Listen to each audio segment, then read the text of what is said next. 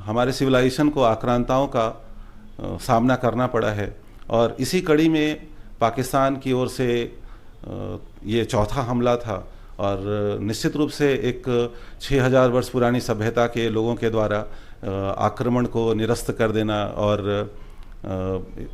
अपने भारतीयता को सुस्थापित करना यह गौरव का क्षण है और विद्यार्थियों को यह बताया जाना चाहिए।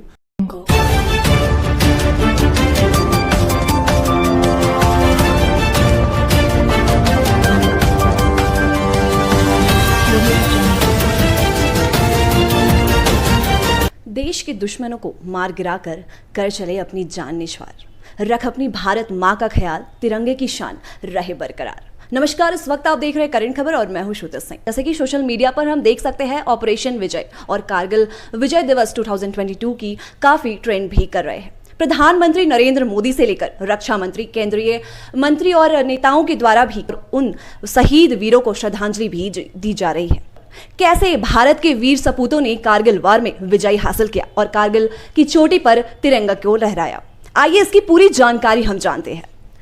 सर्वप्रथम आपका करंट खबर में बहुत बहुत स्वागत है। जी धन्यवाद। सर, आपका परिचय? मेरा नाम सुजीत आचार्य है और लालपुर स्थित आचार्य अकेडमी का मैं निदेशक। सबसे पहले तो आज करगिल विजय दिवस के अवसर पर मैं अपनी ओर से और अपने संस्थान की ओर से उन भारत माता के सभी सपूतों को श्रद्धांजलि, श्रद्धासुमन अर्पित करना चाहूँगा जो इस करगिल वॉर के दौरान वीरगति को प्राप्त हुए थे। करगिल युद्ध की जड़ों को अगर हम तलाशना चाहें तो हम लोगों को काफ़ी पीछे अतीत में जाना होगा। जब भारत का विभाजन हुआ था, पाकिस्तान ने तभी से कसम खाई थी कि चाहे जो कुछ भी हो, कश्मीर का पूरा हिस्सा वह लेके रहेंगे। आपने सुना होगा कि चाहे 1000 घाव क्यों न लगे, भारत को हम लगातार खूनी खरोंच देते रहेंगे। तो उसी नीति का पालन करते हुए, जिसको 2 नेशन थ्योरी कहते हैं, द्विराष्ट्र सिद्धांत कहते हैं, उसके ऊपर चलते हुए पाकिस्तान ने बार बार ऐसी कोशिशें की कि वह भारत को चोट पहुंचाए और कश्मीर का वह हिस्सा जो भारत के पास है वह उसे किसी प्रकार धूर्तता से छीन कर अपने पास ले सके। हालांकि इसमें वह बार बार असफल होता रहा और इसी के क्रम में हम पाते हैं कि मई के महीने में 1999 में पाकिस्तान ने यह कुत्सित प्रयास किया था। जिस तरह से आपने बताया, कारगिल युद्ध काफी दिनों तक भी चला और कारगिल युद्ध के बाद हमारे भारत के वीर सपूतों ने कारगिल चोटी पर भारत की तिरंगा को भी लहराया। भारत और पाकिस्तान में काफ़ी अच्छा रिलेशन तो हम नहीं कह सकते हैं, लेकिन ऐसा रिलेशन है कि काफ़ी कुछ आदान प्रदान का सिलसिला चलता रहता है। तो इस युद्ध के बाद ऐसा कुछ इफेक्ट पड़ा इनके रिलेशन में, भारत और पाकिस्तान के रिलेशन में कुछ तो पड़ा होगा। क्या कुछ इफेक्ट देखने को मिला था इस युद्ध के बाद? अगर 1999 का दौर को हम देखें तो भारत और पाकिस्तान के बीच एक अच्छे संबंध बनाने का प्रयास भारत के तत्कालीन प्रधानमंत्री अटल बिहारी वाजपेयी और पाकिस्तान के तत्कालीन प्रधानमंत्री नवाज शरीफ, या दोनों ही इस दिशा में उन्मुख थे। पर अगर पाकिस्तान के पूरे राजनीतिक व्यवस्था को हम समझें तो पाकिस्तान में डेमोक्रेटिक तरीके से चुनी गई सरकारों के पास अधिक शक्तियां नहीं होती। तो ऐसे में उनका जो स्टेबलिस्टमेंट है, यानी जिसे आप आर्मी कह सकते हैं, उनके हाथ में सत्ता की पहुंच, वास्तविक सत्ता की बागडोर उन्हीं के हाथ में होती है। अटल बिहारी वाजपेयी एक अच्छे गेस्चर के साथ वाघा बॉर्डर क्रॉस करके पाकिस्तान की ओर पहुंचे थे अपनी दोस्ती के संदेश के साथ। ठीक इसी समय पाकिस्तान के तानाशाह सैनिक जनरल परवेज मुशर्रफ करगिल के इस युद्ध को प्लान कर रहे थे और करगिल युद्ध के इस एक भीषण घटना के बाद, जिसमें कि भारत के बड़ी संख्या में सैनिकों की शहादत हुई, वीरगति को सैनिक प्राप्त हुए, स्वाभाविक रूप से भारत में काफ़ी आक्रोश था और इस युद्ध के बाद भारत की ओर से बड़ी संख्या में सैनिकों का जमावड़ा LOC के पास, यानी लाइन ऑफ कंट्रोल के पास कर दिया गया था और ऐसा लग रहा था कि अब दोनों ओर से एक आमने सामने एक ऑल आउट वॉर जैसी सिचुएशन आ जाएगी। हालांकि हमने ये देखा कि एक लिमिटेड वॉर ही लड़ा गया कि भारत की ओर से सैनिकों ने करगिल के चोटी को नीचे से ऊपर की ओर चढ़कर बिना LOC को लांघे हुए जो लोग चुपके से घुस आए थे उन्हें बाहर करने की कोशिश की। हालांकि सबसे पहले पाकिस्तानी आर्मी ने तो इसे स्वीकार नहीं किया था, पर बाद में इन चीज़ों का खुलासा हो गया कि यह पाकिस्तान की आर्मी के ही रेगुलर लोग थे जो कबीलाई वेशभूषा में मौजूद थे। इस युद्ध के बाद लंबे समय तक के लिए भारत और पाकिस्तान के बीच के संबंध बिगड़ गए। हालांकि इसके बाद अटल बिहारी वाजपेयी ने पुनः प्रयास किया था जो असफल ही रहा, और तनाव का यह दौर हम देखते हैं आज तक आगे कायम ही है। और आज भी कारगिल विजय दिवस के रूप में इस दिन को याद किया जा रहा है।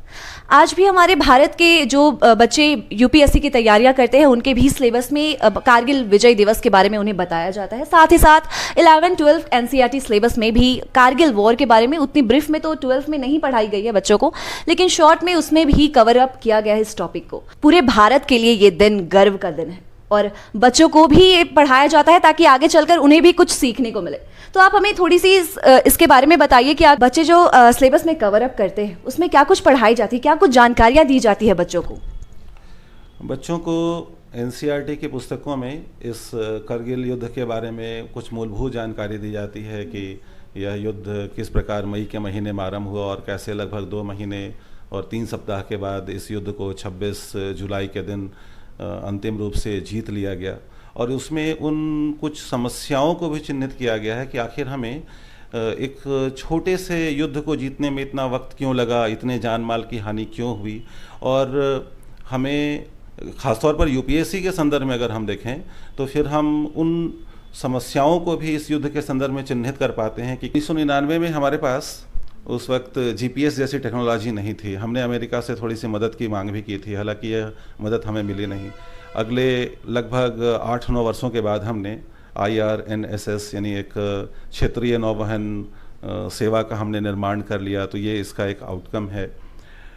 अगर हम